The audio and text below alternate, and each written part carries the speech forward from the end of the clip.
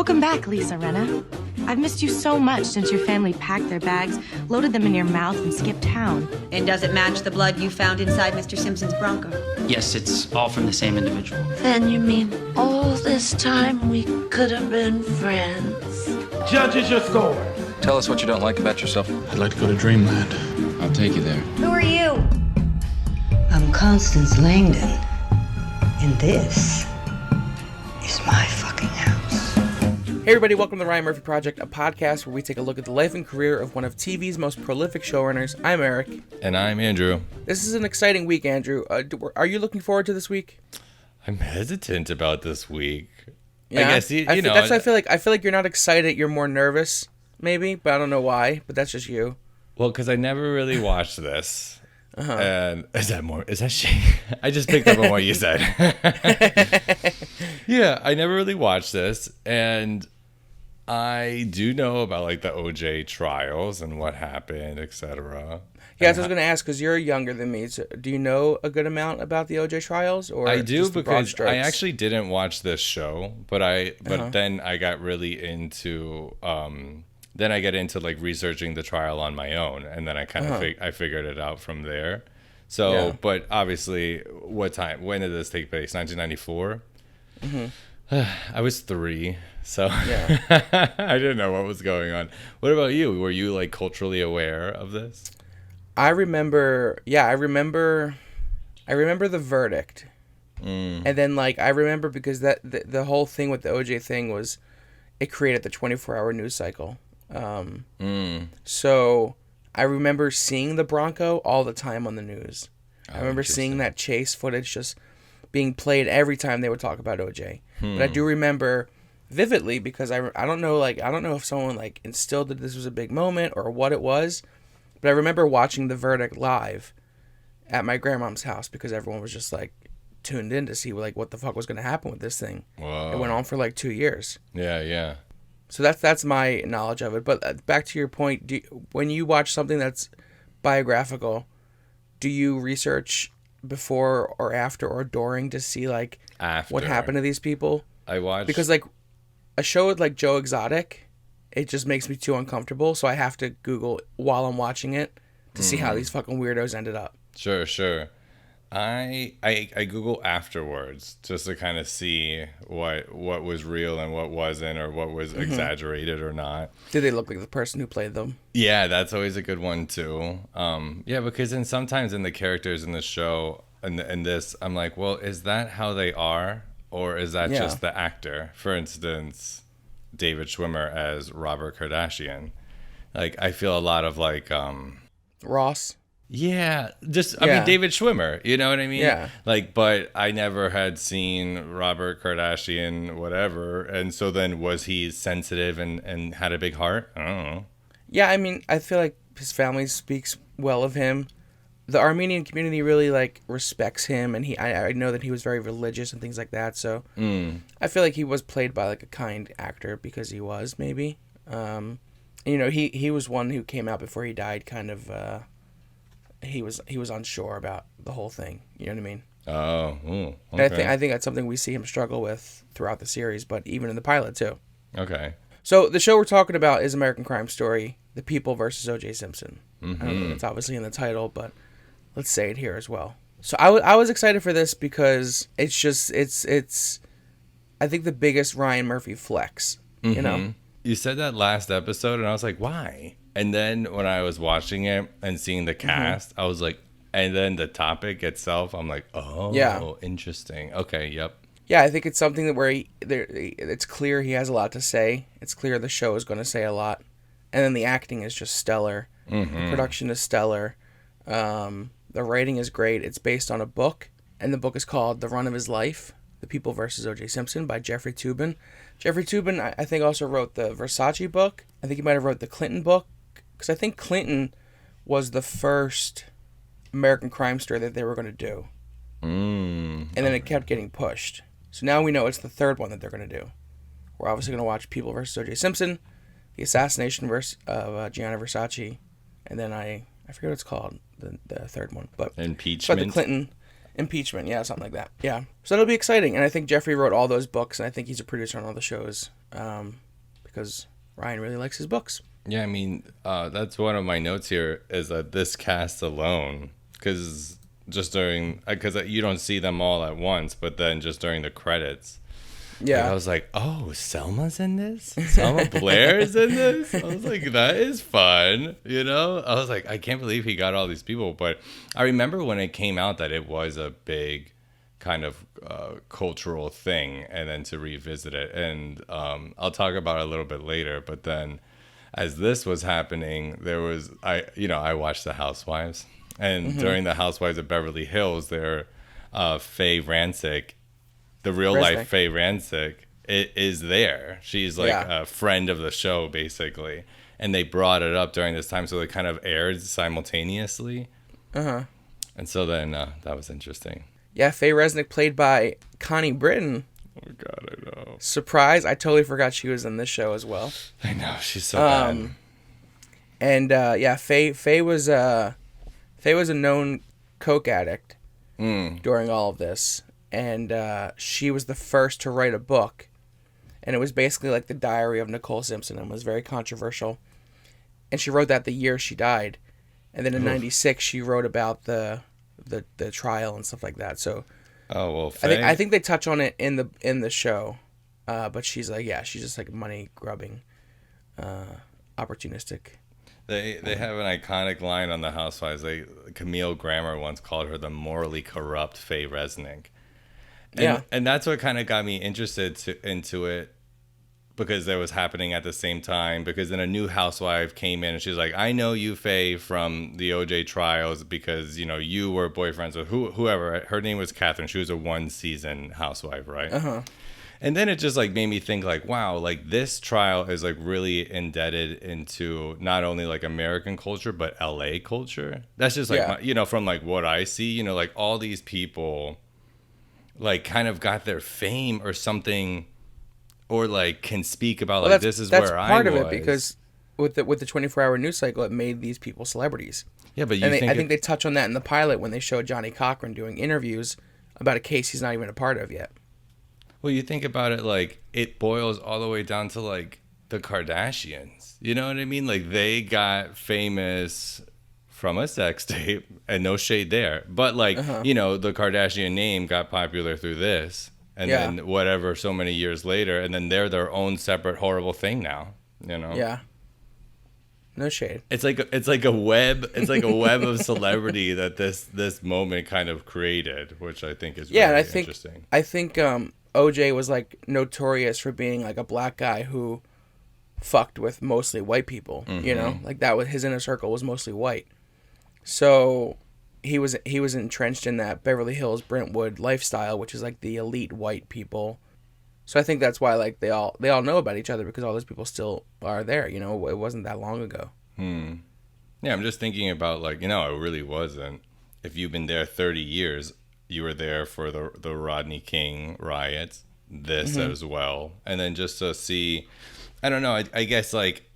Maybe it's not talked about too much in the LA culture. I have no idea, actually. I don't know if you would know, or if it's something that's even brought up even nowadays during like the Black Lives Matter movement, because seeing it, just like the opening scenes themselves, was like really like, oh wow, this could be like right today. Before we jump into it, let's say that this episode, the pilot, is called From the Ashes of Tragedy. It was directed by our boy Ryan, as he does every pilot. It very much was. Yeah, and it was written by Scott Alexander and Larry Karaszewski. Okay. 3 ways I said it. Hopefully one of those was right. And it aired February 2nd, 2016. So it did air in another heated time period. But yeah, you're right. It's relevant even more so today. So we can jump in here. We open up on the pilot with footage from the Rodney King riots, which for those of you who don't know, I think it's best you probably just research it than hear us try to explain it. But basically, this man was something all too common today, was beat brutally by the police in the middle of a highway, I think it was. And it was like the first viral video of police brutality. Yeah. So, you know, we obviously saw the reaction to the George Floyd murder and all that kind of stuff, but this was like the first time people in a mass audience way saw this happen, and that's when, you know, the riots started and the protesting and buildings were burned and LA was like torn down because of what the LAPD did to that guy. So the culture, just like it is right now, the same way, it's electrified, it's heated, people are pissed, people are upset. And then this happened. The cops are coming after. I think they talk more on this in future episodes, but there's definitely the black community is torn on how OJ is being treated. If he's guilty, if he's not guilty, that obviously goes into the trial selection, all that kind of stuff too. But yeah, I mean, this kicks off the show and it tells us that the theme, one of the major themes, is race. Yeah, I think it's interesting now because just the other day, my new boss was like, he called the protests that are going on riots, and he called it in passing.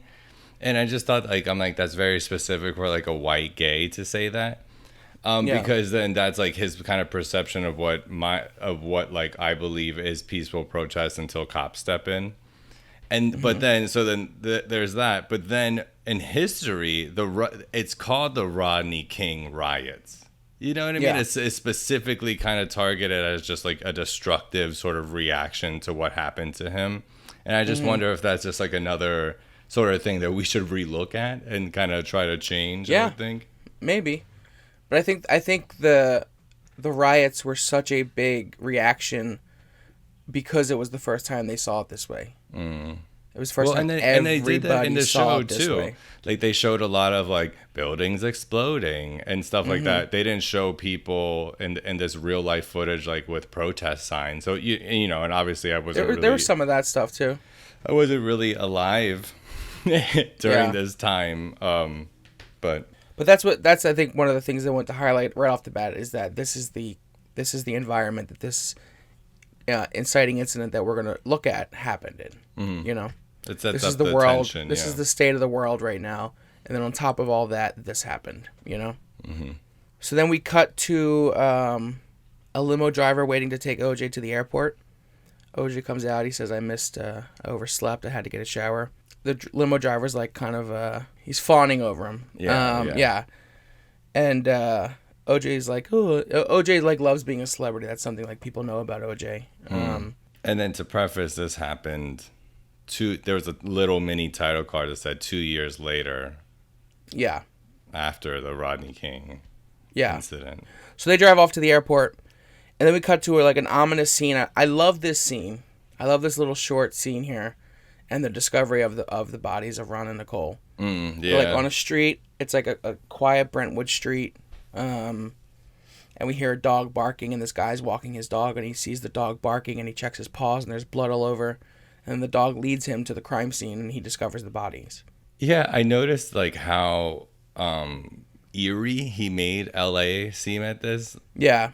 In this dark scene, it's like, because those are some spooky palm trees, you know? Like it was really good. This is like his horror side definitely coming out, which is valuable in what happened. Yeah, I really, really like this scene. I like this whole opening. I think this is one of the best openings of any of the shows we've seen so far. Okay, yeah. Because it's tough to do a story. A, it's tough to do this story. B, it's tough to do a story that everybody knows the ending to. How are you going to structure that? How are you going to tell? How are you going to deliver that to people? That's true. And I know with Versace, he made it a point that the first thing people should see in the first episode, we need to see the murder of Versace. Even though the whole show is about, you know, mostly Andrew Cunanan, the thing they know about him is the Versace murder. So why wait? Draw people in with the thing they know, and then give them everything else afterwards. Okay. You know?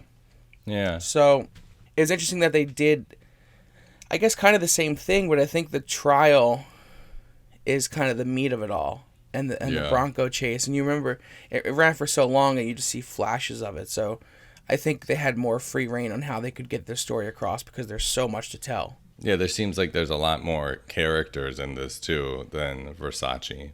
Yeah. So after they discover the body, obviously a cop shows up, and he does a sweep of the home, finds 2 kids in bed, And then he discovers a family photo and sees that this is OJ Simpson's family.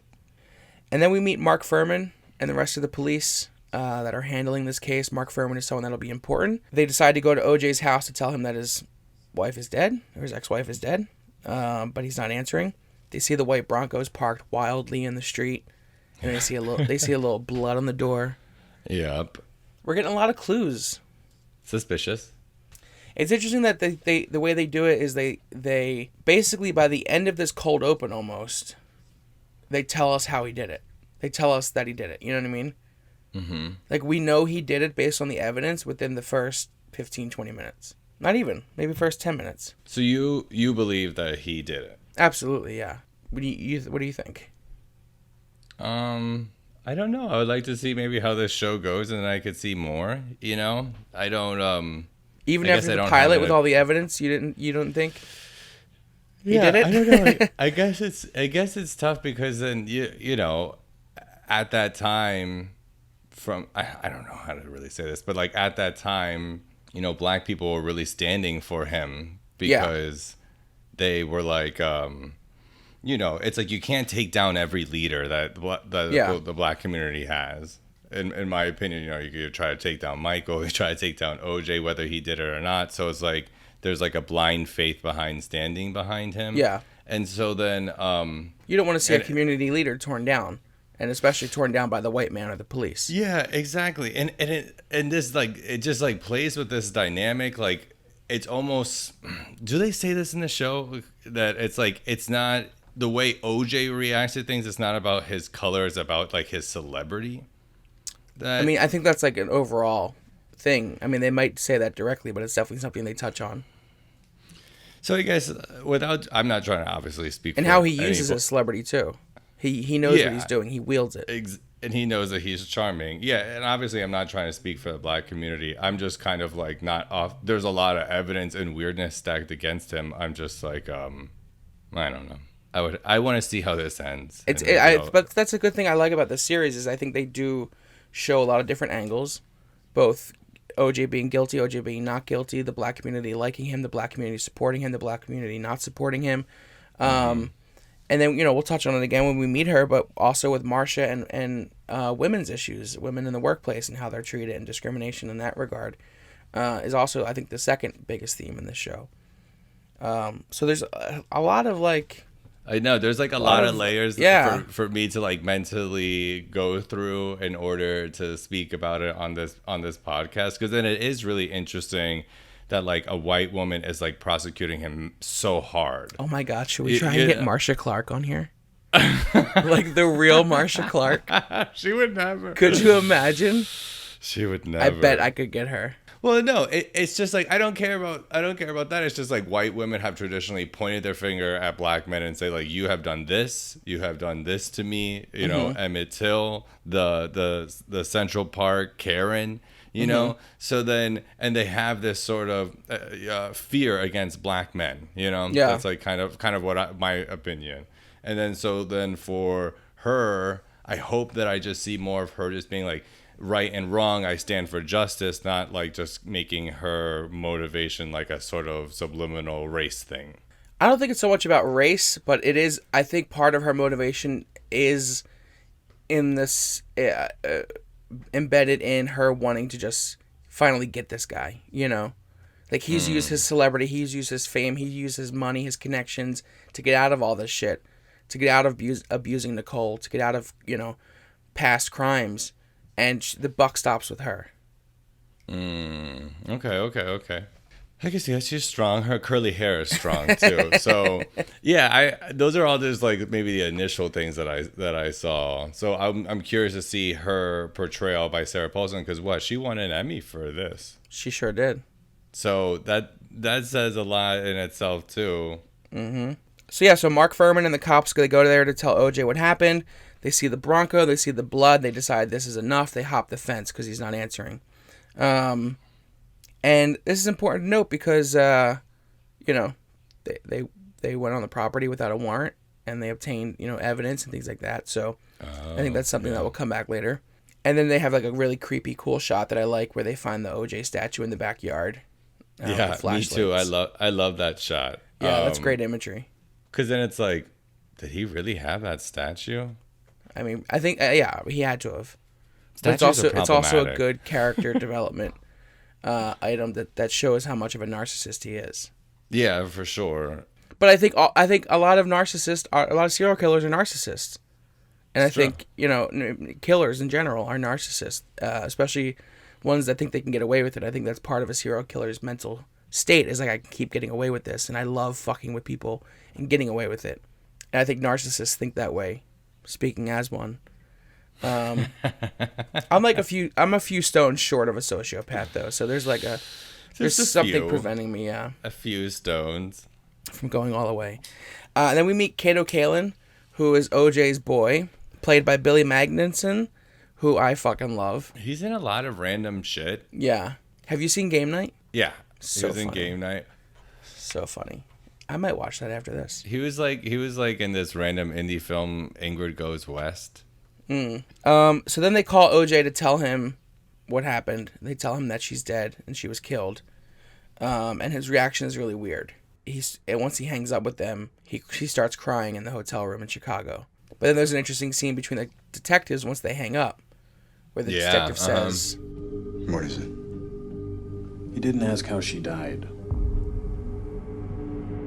Which that's a natural inclination. Even when someone tells you, like, my auntie died, and you're like, oh.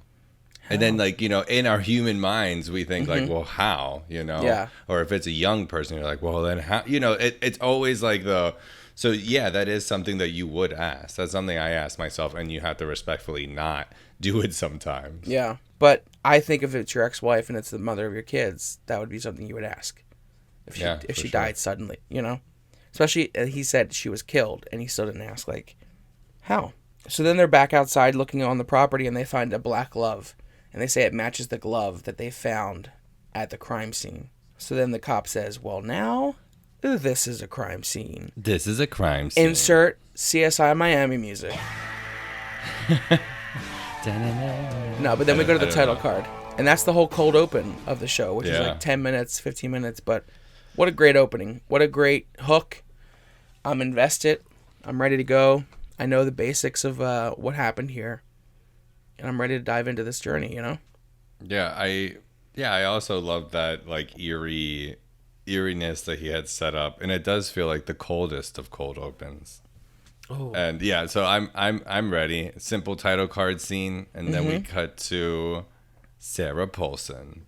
It's time to meet Marsha, baby. I thought her name was Marisha for a long time. So You're confused with the woman from Law and Order SVU. I was like, oh, that's why. Yeah. That exactly what I'm thinking all the time. So then this scene is like a interesting, funny, typical scene in a lot of ways, because she has two little boys with no curly hair at all, so that's something. And then she's running around making breakfast and saying, like, Tommy, tie your shoes. Make sure you eat your cereal. We only have cereal, like my curls are everywhere, And then she gets a phone call from the detective that found the glove, or like that team. Yeah.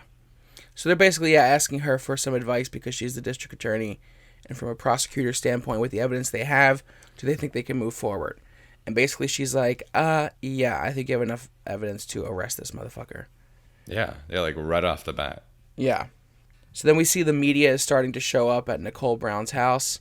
This is the introduction of how, like, cameras are everywhere, and they're going to start to be everywhere, and they swarm OJ's house later. Yeah. And all that kind of stuff. So yeah, it's like the beginning of that crazy media cycle, or that media circus. yeah. And then we cut back to the prosecutors and the lawyers and the chief of police, I think he is. Mm-hmm. Who is actually the father of the current mayor of Los Angeles, Eric Garcetti. Oh, nepotism. Fun fact. Nepotism. So yeah, they're going over the details and the motives for OJ. They all talk about how charming he is and how he gets out of things. And then Marsha sees the crime scene photos, and they're pretty fucking gruesome. When she said that Nicole was practically decapitated, I was like, oof. Yeah. Because I think, like, speaking of the eeriness, like, when there's the way that Ryan shot her body and the bodies, but specifically her, Like there's like that corner scene where he's like kind of just like with a what do you put in your ear? Q-tip, like a big old Q-tip, like just doing the blood, and then we just like kind of the camera slowly goes into her, but then up. Like I think he does it in a respectful way, but it's still like as brutal as possible. Like you could tell. And then when you get to the reveal that she was like practically decapitated, I was like, oh god, that's so much. Which is something they talk about later too, but I don't think we see. I hope not, but I don't think we see much of the bodies moving forward. No, because we barely saw. No. We barely saw Ronald Goldman. That's his name, right? The other guy that got killed. So in that scene, we also find out that he has a history of beating Nicole and that she's reported it. Furman said he's been over there for being called for the domestic disturbances and things like that. So there's obviously a history here, more evidence stacking up against OJ. And then we meet Robert Kardashian. He arrives just as OJ is arriving back from Chicago. He's trying to get in, they won't let him in, but it's just David Schwimmer flailing his arms outside the gate. Yep, David Schwimmer as Robert Kardashian. And then they tell him that they need to question OJ. And they take him to the back and they put handcuffs on him. And then as that's happening, like a smart reporter comes running with his big ass 1994 camera and is recording from the bushes of all this interaction. Yep. But then then the lawyer comes and he's like, take that off, take his handcuffs off. So handcuffs for like what, a minute? Yeah, this is another scene where they show like his power of his celebrity. Yeah, get him out of handcuffs, take him to the back, don't cuff him in front of the cameras, that kind of stuff. The preferential treatment that they're giving him. And then we meet Johnny Cochran after OJ agrees to do some questioning. We meet Johnny Cochran at home picking out a fly ass suit. Yeah, and he is played by Courtney B. Vance. Courtney B. Vance. I could just tell right away that he is going to give the performance of his lifetime. This was the role he was made for. I've seen him in other things too. I hope that he was nominated for an Emmy for this or something. He was. He was? Okay, that's probably. Do you know who his wife is? No. Is Angela Bassett. Oh, get the fuck out of... The power. The power of that acting couple. I immediately pictured them having power sex. But like sophisticated power sex. Yeah. Don't disrespect Angela thinking about her having sex. Stop it. True. That's true. But her muscular arms. So we meet Johnny Cochran, and then we meet Chris. Chris Darden. Yeah. Chris Darden. Is he a real person? Yes. Chris Darden. Okay. Oh, okay. Yeah, I'm looking at his Wikipedia right now. He is real. He is real. And he's played by that guy from This Is Us. Yeah. Sterling K. Brown. That guy really blew up because of This Is Us. He was in Black Panther, The Marvelous Mrs. Maisel. I've never seen that. But he was in the Predator movie. And then he voiced... Stop just reading his Wikipedia page. No, because these are the things I've seen him in. He's in everything now, and I'm glad because, first off, he's really good looking, and then he has a really interesting voice, and he's really charismatic, and I feel from the moments I've seen in This Is Us, he has that one tear thing. He could do very easily. Good crier. Just like one good tear. So yeah, Johnny comes into the office, meets with Chris, and they're kind of going over the case that they're working on right now about a woman getting shot in the back by 6 police officers. Yeah. And so then it looks like the cops are going to win in this case. Johnny Cochran is not happy about it, but Chris says, well, I snuck in a line that says the cops might have not been telling the truth. And then Johnny's like, no, that's not enough. Yeah. That's not enough here, and it will never be enough. And then he has this iconic trailer-worthy line. It's a choose a side. And that really speaks to Chris, and that really spoke to me too. And then Chris, we see the battle that Chris is gonna struggle with this entire show, which is dealing with his race while at the same time being a police officer, and how that is. And I imagine that must be tough. I'm sure that's something that black police officers struggle with a lot. And it's something that we see Chris struggle throughout the show, and he says he hates it there. He doesn't want to do it, and he's thinking about quitting.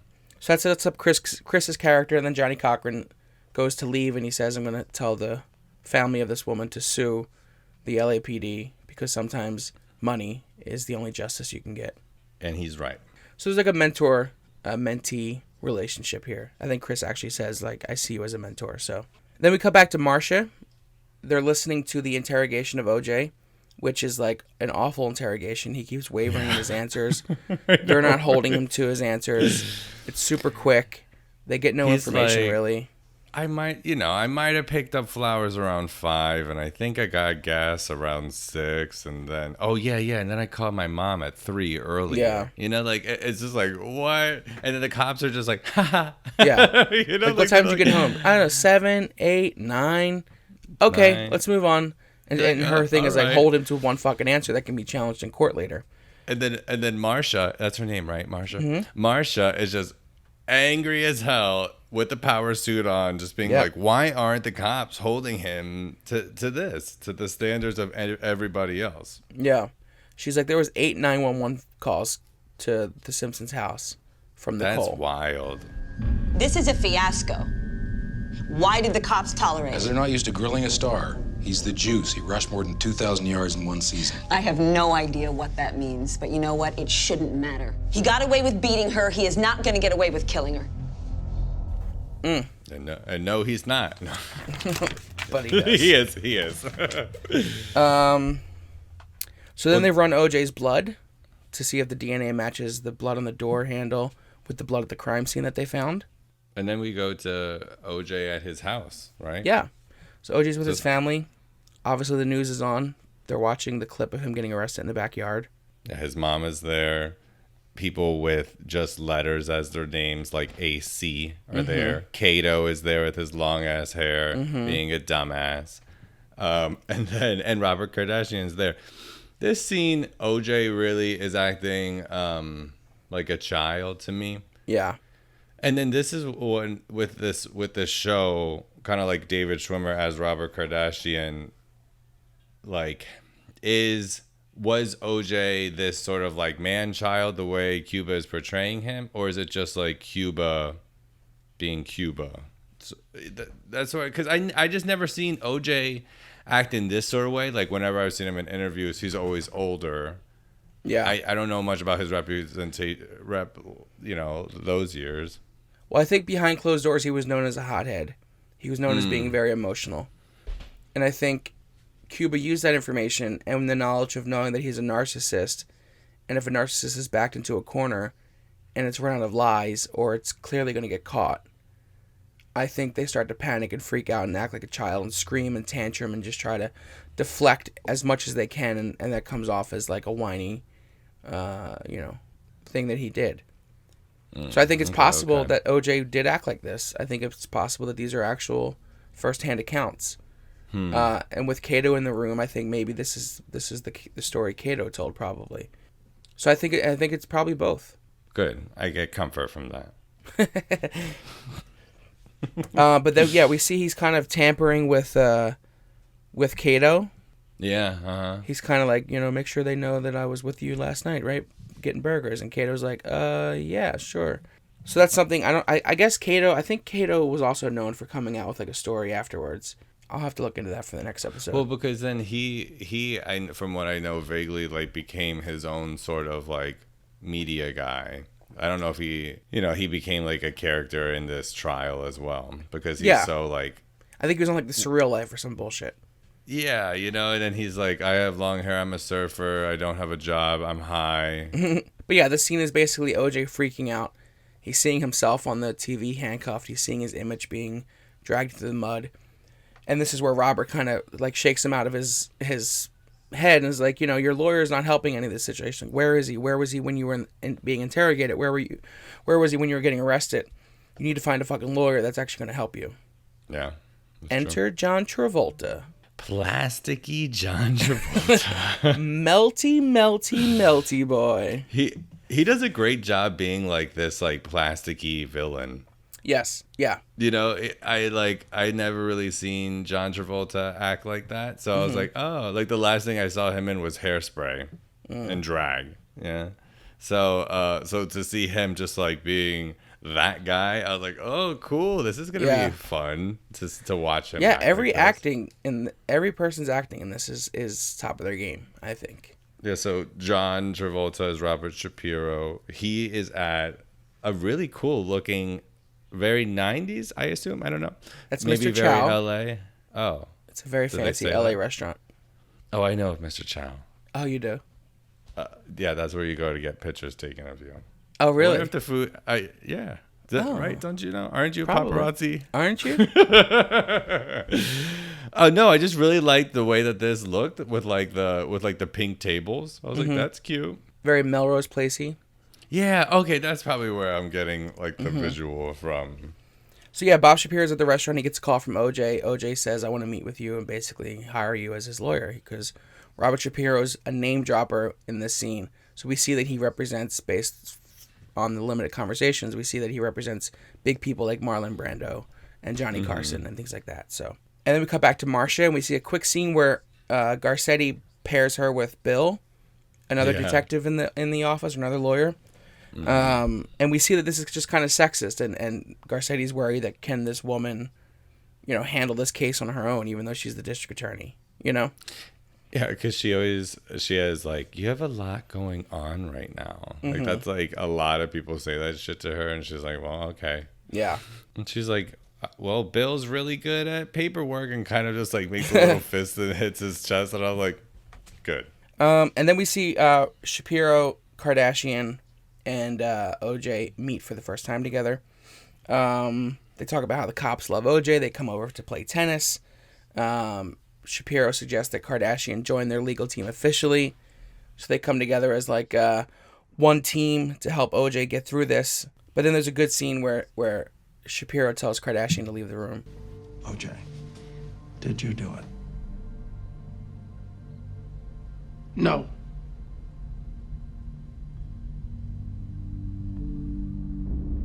I loved her. Mr. Shapiro, Esquire. Mr. Shapiro, Esquire. He don't believe him. He knows. He knows. He don't care. But he's like, okay. And then the next scene is Marsha getting more things stacked up against her. Bitch is going through a divorce. She's going through, again, did you pick up on 2. that? She's like, I was like, oh, again, Marsha? Why, are you married to your job? I think that's what we're learning. It's like, I don't know. I would never want to be with someone who's married to their job because I'm not that sort of person. Yeah, I am. And I would also never be... I'm going to be lonely. Because you're married to your work. Because I'm married to the office. I would never be with someone who's also a traveling businessman. It's like, well, I go to San Francisco for a week. It's like, okay, well... we are going to San Francisco for a week. I'm not dealing with someone who lives out of a suitcase. No, we need stability. The dogs need stability. The dogs need their father. Every time that Eric goes on a work trip, I make a big thing of it. Anyways, so she's getting a divorce again. And she's smoking a cigarette again. She's smoking multiples. It's cut to cigarette, smash cut with a cigarette up in this bitch. and then we have a really... Because this is when we have like a lot of little scenes again, which we typically have in like what we've seen in Glee. Because then right after this moment, right after the Sig moment, we have a radio moment talking about like the double standards of what's going on with this case. Yeah. And it's 2 black, disc jockeys. I believe that's what they were called. And back when radio existed. Now when people, what's what we're doing? We're like Radio 2020. Anyways. We are 2 black disc jockeys, so. No, we're not. And then guess who's listening to this? Courtney B. Vance. Yeah, so they're basically talking about how like Jeffrey Dahmer was taken in with no problem, but police are shooting and beating these black men. And I mean, really, this is just, it's so sad that it's fucking 15, 16 years later and it's still the same exact conversation. But that's basically what they're saying is they're sticking up for OJ because, this is just the white guy bringing down the black man once again. Which obviously is a thing. I don't think this is that. Well, that's just kind of like they are seeing it from the perspective that they want to see it in, kind of like what I was talking about earlier. Like that's what they show on the media. So them as black people would be like, well, of course, look at what the fuck you're doing. Yeah. So then the next scene is just Johnny being the professional, powerful man that he is, getting his makeup done. And it's like a really interesting because the makeup woman is asking him his sort of opinion about the OJ stuff going on. And he does this scene very flawlessly, because then it ends with him just like kind of hopping into the chair and being live on TV without like breaking a sweat. Yeah. And I was like, oh, that's so, that was probably my favorite one. Yeah, it shows how smooth he about is. It now. Yeah, and just like how witty he is too. He's like, I'm not being on this case because I like to win. Yeah. I was like, damn. That was just really, really good. And then we meet my girl, Romy Rosemont. Finn's mom is in the building. I was like, okay, cool. I thought of you, obviously, right away. I would hope so. I was like, oh, she's in here. I mean, it's no Sandy. But it's Finn's mom. And I think it's important to note that like all the All-Stars are out for this one, you know? Mm-hmm. That's very true. This is really just like the casting volume turned up to 11. Oh my God. Throughout. Yeah, he's bringing in everyone. Even people that he doesn't have in his circle yet. Yeah. Are in here. Like, we've never seen John before. We've never seen Courtney B. Vance. Mm-hmm. We've never seen Sterling K. Brown. Selma Blair. So basically they interview Romy, who is just driving home one night, the night of the murder, and she was almost hit by OJ speeding back from that direction at around a time that fit the timeline that he could have been the killer. Then they interview the limo driver. The limo driver says that the Bronco wasn't there when he got there that night, and he also saw somebody go behind the house in the dark. So it's just them just getting more information from eyewitnesses that can place OJ at certain locations and just pull his alibi, to shreds. Yeah, because there doesn't seem to be much. No, he doesn't. As an alibi. And they keep changing, and it's clearly lies. So, and speaking of lies, the next scene is a lie detector test. OJ takes a lie detector test. I've always that's wanted like a fun to take a lie children's book. Test. OJ takes a lie detector test. That's not a fun children's book. I've always wanted to take one. Me too. Maybe but one why? day I'll have to. But why? Yeah. Because I'm a good liar. That's what I was gonna say. Because I want to see if I can beat it. Yeah, I want to see if I could beat it for sure. Yeah. So he takes the test, and he does not beat it. No, he doesn't. The guy asks him questions about, do you know where the murder weapon is? Did you kill her? Do you hate her? Do you know anything about it? And basically, he got a negative 27 score, which is a fail. And this is a come to Jesus moment for Robert, because he's like, holy shit, like, maybe this motherfucker actually did it. Yep. And yeah, Robert has that whole like, I see, Yeah. but he's still going to support him. He has to. It's his friend. And then OJ freaks out, and they try to calm him down. This lie detector test was just for them to get an idea of how he'll react or what he might say to perjure himself on the stand and things like that. But it did not go well for them. And it just it was more evidence to solidify that he probably did this shit. Okay, so sometimes I feel like I suffer from like letting go of like woke face. I've seen it being called that before. Because it's like when I asked you earlier, it's like, well, do you believe he did it or not? Like, it's for you is an automatic yes. But for me, it's like I have just seen the media throughout growing up making him like this heinous villain. Mm-hmm. And then now with like my 2020 eyes, it's like I have to think twice about just like the villainization of a black man, even though looking at this evidence now, obviously like it all points to him doing it. And in my heart and what I've learned and been taught throughout this trial that and like the cultural context of it is that he did do it. But I don't know how to say this. But you don't want to be another stone being thrown at this black man who was proven innocent by a court of law. Yeah, exactly. I mean, I had the same thing, the same sort of. I don't stand for OJ, but like when we were sounds talking like you're about, an OJ stan, TBH. No, but when we were talking about like them just stripping away like black leaders, like Michael Jackson, it's really hard for me to do that as well too, and that's like a whole other sort of psyche or another episode. We're not going to talk about Michael Jackson on this podcast.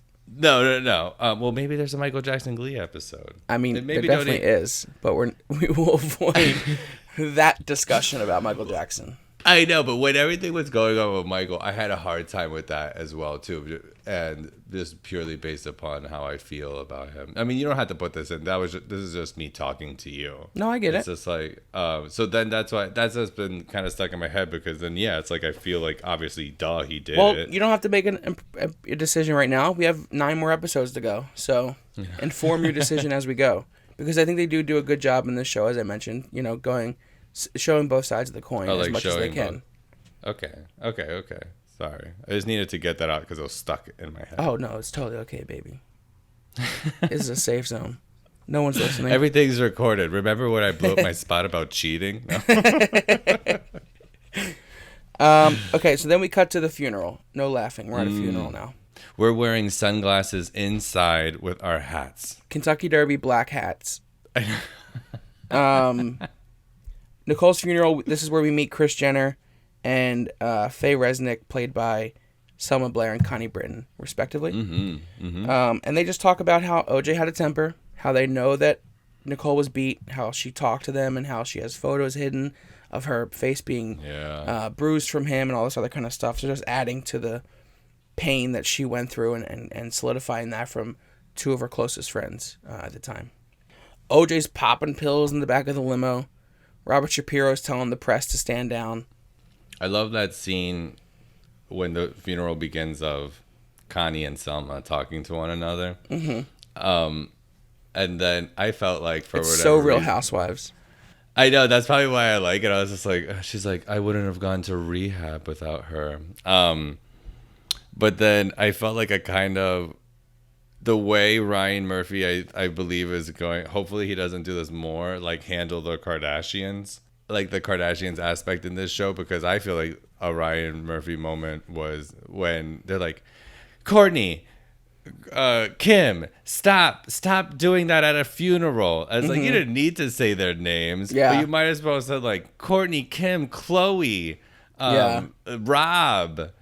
Stop. And that was also something that they put in the trailer in the moment which is coming up when they're in Kim's room. And he's like, you can't kill yourself in Kimmy's room. I would agree. I think that is the most Ryan Murphy moment of this show. It's like, okay, it's subtle. We already know. Yeah, but we know why it's being done. But then it's not subtle in the same way. It's kind of like I mean, it's subtle in terms of a Ryan Murphy moment. Oh, yeah. It's a more subtler moment, but that's what this show is. Ryan. She's like, it's so hard. She might as well said, it's so hard to keep up with these Kardashians. like at the funeral, like turn to the camera. Wait, yeah. She might as well have done that. Okay. The Kardashian theme song comes on for some reason. It's somebody like next to her's ringtone. She's like, Kim's always late. So then Robert Shapiro tells the press to stop taking photos, and then one of the press photographers is like, who brings their lawyer to a funeral? Which, again, valid. That's true, but also a smart move, too. Yeah. I mean, especially if you're being accused of murder at the time. Well, it's ballsy to even show up. Yeah, but that's suspect if you don't.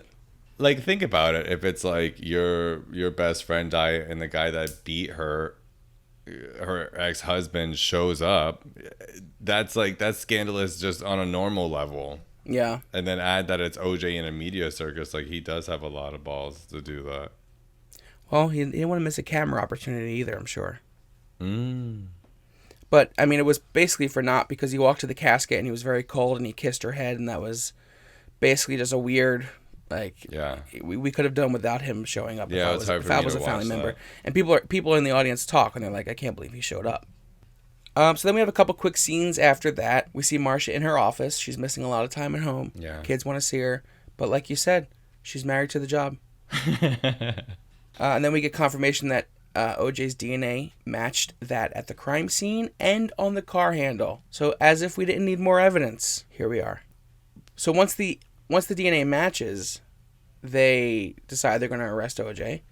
So they call Shapiro. They call John Travolta Melty Face.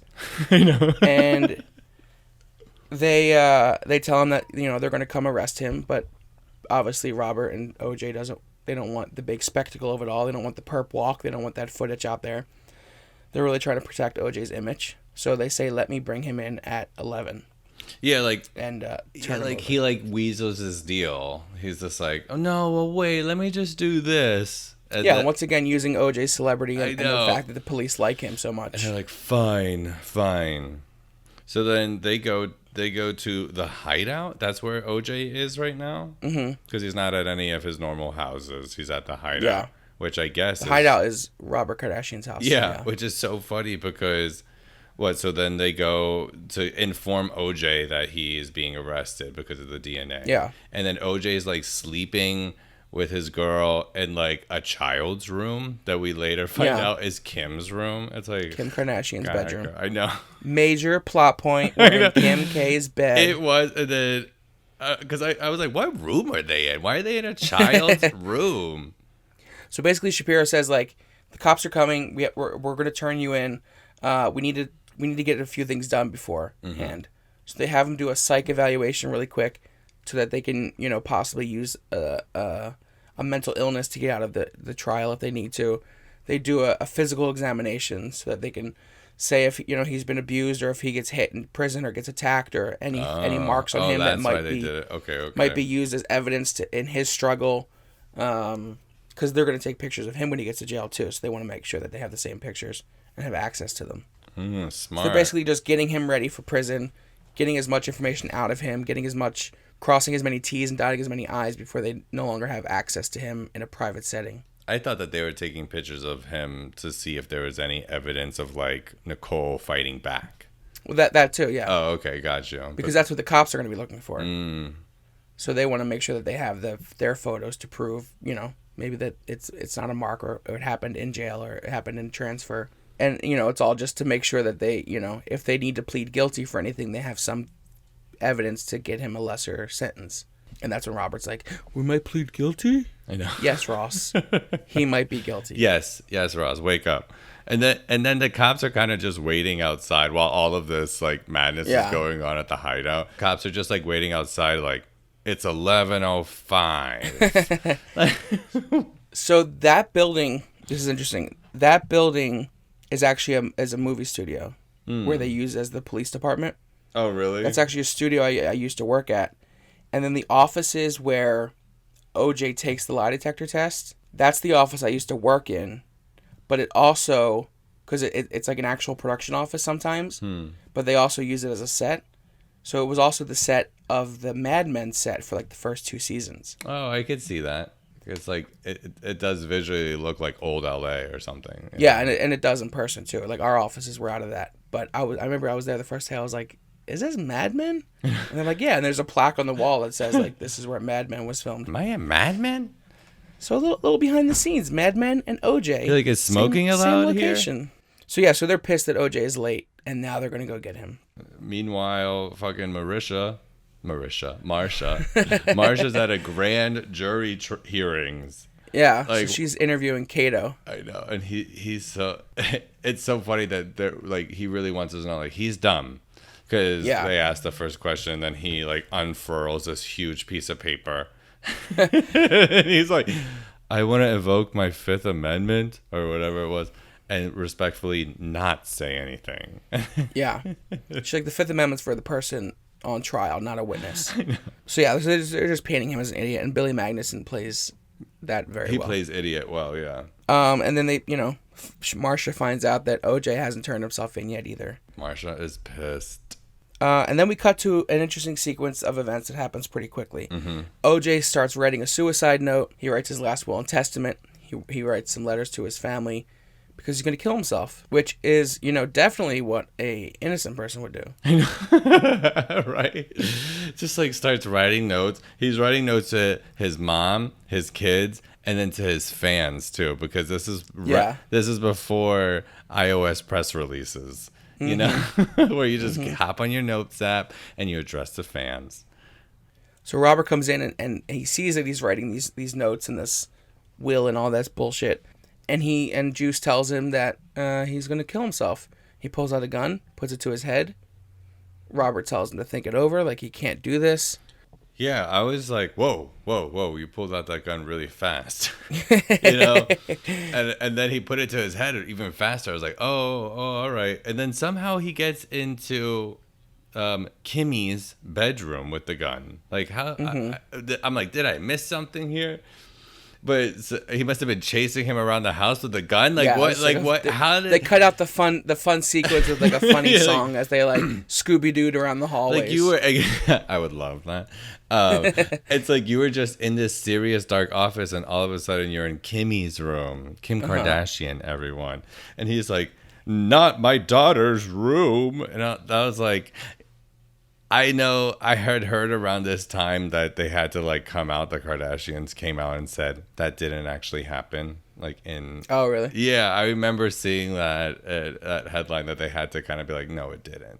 We should do an analysis at the end of this, like what little niche things like this were true. You know, we know the broad strokes and the evidence and things like that, but like these little pop culture things that Ryan throws in. Well, because then that's just a Ryan moment, you know. Yeah. So he's David Schwimmer Ross is just trying to convince him not to do it. The girlfriend comes in. He says, "Stay with him. I'm gonna go get more people." So AC shows up, OJ's best friend, former NFL player, and he grabs him and he said, "We need, OJ's suicidal. Come with me." So they run into the room, and then the police show up, and Robert Shapiro's like, "We're gonna come peacefully. He's in the back, getting dressed." So they go, and then Ross comes out and he says he's gone. And then Nina Simone starts playing in the background, which I was like, I love Nina Simone. And it just ends with that white Bronco driving down, I don't know, LA highways. I don't know what highway that was. That might be the 5. The 5 that was the to 5. Santa Monica Boulevard. No, I don't know. That's all I ever hear from LA people. It's like, you got to take the blah to get to the blah. That's how it is. Tell me. There was some light traffic on that day, though. So that's the iconic moment we leave the episode off on. AC and OJ escaped in the Bronco, and they're driving down the highway. Where are they going? Running from the police. Are they going to Mexico? Oh, they're just running. Yeah. And then, obviously that's the most iconic moment is this Bronco chase. Yeah.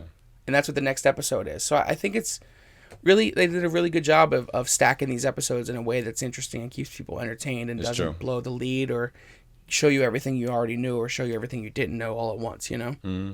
And that's the pilot. Yeah, that's the pilot. That's where we leave off at. Peak Ryan Murphy for sure. Peak definitely. This series seems like, like how I've been saying for the couple pilots, it's like, oh, I just wanted to play the next episode. I don't feel the same about that. I feel like this show is not like a bingey show. You need to process it, yeah. Yeah, like I would look forward to it coming out next week. Yeah. And then I would watch it like every week. But yeah, it's definitely not a play next pilot or series to me. Yep, so I'm glad we're spreading that out. But there's 10 episodes in this first season. The ratings are pretty good throughout the season. We'll talk about the acclaim and how the critics saw it, later on. I think we'll save that for a later episode. But overall, I love this pilot. I love this series. I watched it all the way through, so I'm excited to watch it again because I have not watched it since. And that is our review of the American Crime Story pilot, The People versus OJ Simpson.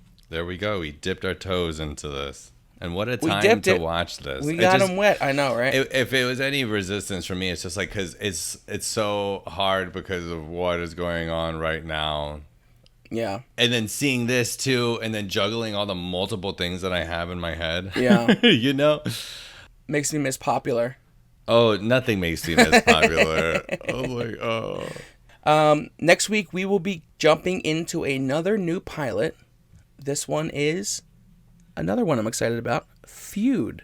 Yeah, I'd never seen nothing of Feud. So you've never seen any of Feud? No, shut the fuck up. Any of Feud. I don't know why I didn't have FX at this time. I think I was really broke at this moment in life. So I didn't have anything. I didn't watch it. Wow, I'm so excited to talk about this with you then. Yeah, me too. Because I haven't rewatched this one either, so I'm excited to watch it again with more analytical eyes that we. Cool. This is literally nothing. I have nothing. Well, you could follow us on Instagram at The Ryan Murphy Project. You can follow me personally at Mr. Andrew Leon. And you can follow Eric at I Hate Eric Wilson. there's no .com. That's just his handle. I should buy that domain though. Just buy it now at I Hate Eric Wilson. Thank you so much for listening this week. Goodbye.